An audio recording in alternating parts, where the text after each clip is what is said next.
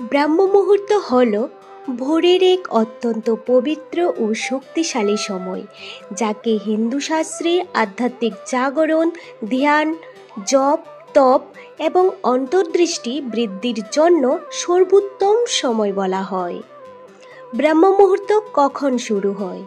সাধারণত আমরা অনেক সময় দেখে থাকি যে ব্রাহ্ম মুহূর্ত শুরু হয়েছে 4টা থেকে, আবার অনেক সময় দেখে থাকি যে ব্রাহ্ম মুহূর্ত শুরু হয়েছে 4:15 থেকে।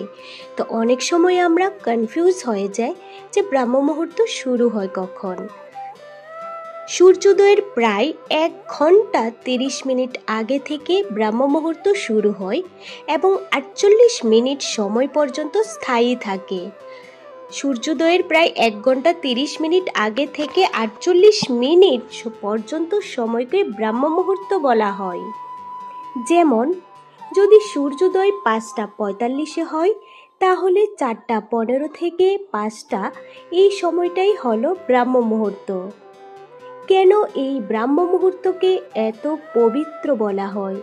শাস্ত্রমতে এই সময়ে পরিবেশ সমস্ত রকম তামসিকতা ও রজোগুণ থেকে মুক্ত থাকে। শরীর ও মনের প্রাণশক্তি সবচেয়ে বেশি ভারসাম্যপূর্ণ থাকে। মানসিক একাগ্রতা ও ধ্যান গভীর থাকে। মন শান্ত, চিন্তা স্বচ্ছ এবং হৃদয় পবিত্র হয়। ব্রাহ্ম মুহূর্তে কী করলে বেশি উপকার পাওয়া যায়? এই সময়ে ধ্যান, মেডিটেশন, জপ, শাস্ত্রপাঠ, যোগ ও প্রাণায়াম, আত্মমনন ও প্রার্থনা এগুলি করলে সবচেয়ে বেশি উপকার পাওয়া যায়।